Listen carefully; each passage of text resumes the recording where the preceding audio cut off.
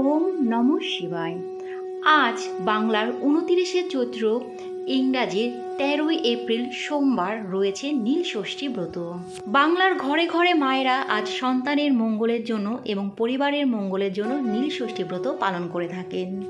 আজকে সারাদিন মায়েরা নির্জলা উপবাস থেকে সন্ধ্যের সময় নীলকণ্ঠ মহাদেব অর্থাৎ শিবলিঙ্গে জল ঢেলে নীলের প্রদীপ জ্বালিয়ে ব্রতকথা শুনে উপবাস ভঙ্গ করবেন। আজকে আপনিও হয়তো নীলষষ্ঠী ব্রতের উপবাস করেছেন, তাহলে অবশ্যই ব্রতের পূর্ণ ফল পেতে নীলবাতি জানানোর শুভ সময় এবং নীলষষ্ঠী ব্রতকথা শুনুন। নীল পুজো বা নীলষষ্ঠী ব্রতের একটি গুরুত্বপূর্ণ নিয়ম হলো সন্তানের মঙ্গল কামনায় প্রদোষে অর্থাৎ সন্ধ্যাবেলায় নীলের ঘরে বাতি জ্বালানো হয়, যাকে নীল বাতি জ্বালানোও বলা হয়ে থাকে। 2026 সালে নীল পুজো বা নীলষষ্ঠীর দিনে নীল বাতি জ্বালানোর সবথেকে শুভ সময় থাকবে ইংরাজির 13ই এপ্রিল, বাংলার 29শে চৈত্র সোমবার সন্ধে 5টা 2 মিনিটের পর থেকে রাত্রি 7টা 15 মিনিটের মধ্যে। নীলষষ্ঠীর ব্রতকথা। এক দেশে এক ব্রাহ্মণ আর ব্রাহ্মণী বাস করতেন। তারা অতি ভক্তি করে সমস্ত বার ব্রত পালন করতেন, তবু তাদের সন্তান একটাও বাঁচে না। তাদের মনে এই ধারণা হলো যে এই সব বার ব্রত করে কিছুই লাভ নেই, আসলে সমস্তটাই মিথ্যা। এই বলে তারা সব কিছু ছেড়ে ছুড়ে দিয়ে দুজনে কাশী চলে গেলেন। একদিন কাশীতে গঙ্গায় দুজনে স্নান করে উঠে ঘাটের ওপরে বসে মনের দুঃখে কাঁদতে লাগলেন। তাই দেখে মা ষষ্ঠী বুড়ি ব্রাহ্মণীর বেশে ধরে এসে তাদের জিজ্ঞাসা করলেন, হ্যাঁ গা, তোরা কাঁদছিস কেন? ব্রাহ্মণী বলেন, সে কথা তোমায় বলে কি হবে মা, আমরা বড় মনের জ্বালায় জ্বলছি। আমাদের অনেকগুলো ছেলে আর একটি মেয়ে হয়েছিল, কিন্তু সবকটাই মরে গেল। তাই ভাবছি যে সব বার ব্রত ঠাকুর দেবতা মিথ্যে। আমরা তো কোনো বার ব্রত বাদ দিইনি, তবে কেন আমাদের সব সন্তান মরে গেল?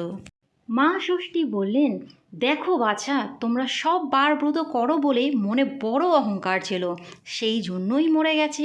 শুধু কি আর বার ব্রত করলেই হয়? ভগবানের ওপর বিশ্বাস থাকা চাই, মন পবিত্র থাকা চাই, সবার কাছে নিচু হওয়া চাই, এক মনে মা ষষ্ঠীকে ডাকা চাই, তবেই হয়। তখন ব্রাহ্মণী বলল, তাহলে আমাদের কি উপায় হবে মা? মা ষষ্ঠী জিজ্ঞাসা করলেন, তোরা কি নীলষষ্ঠী করেছিস? ব্রাহ্মণী বলল, সে কি মা, কই ও ব্রত তো আমরা জানি না।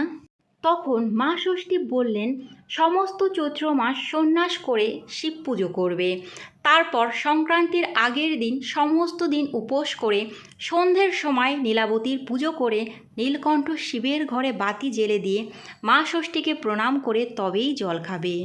ওই দিনকে ষষ্ঠীর দিন বলে। যারা নীলষষ্ঠী করে তাদের ছেলে মেয়ে কখনো অল্প বয়সে মরে না। এই কথা বলে মা ষষ্ঠী অদৃশ্য হয়ে গেলেন। তারপর ব্রাহ্মণ ব্রাহ্মণী দেশে ফিরে গিয়ে খুব ভালো করে নীলষষ্ঠীর পুজো আরম্ভ করলো। এরপর তাদের যতগুলো ছেলে মেয়ে হলো সবাই দিব্যি বেঁচে রইল। পাড়ার সকলে ব্রাহ্মণীর সুখ দেখে আর ওই নীলষষ্ঠীর ব্রত জানতে পেরে সবাই নীলষষ্ঠীর ব্রত পালন করতে লাগলো। এই ব্রত করে সবারই ছেলেপুলে নীরোগ হয়ে বেঁচে রইল। আপনারা আজ সকলেই নীলষষ্ঠী ব্রত পালন করুন। দেবাদিদেব মহাদেবের কৃপায় আপনাদের সকল মনোবাঞ্ছা পূর্ণ হোক। আজকের ভিডিওটা এই পর্যন্তই। যদি ভালো লাগে লাইক, কমেন্ট, শেয়ার করবেন। পরবর্তী ভিডিওর আপডেট পাওয়ার জন্য চ্যানেলটি সাবস্ক্রাইব করে পাশে থাকবেন। নমস্কার।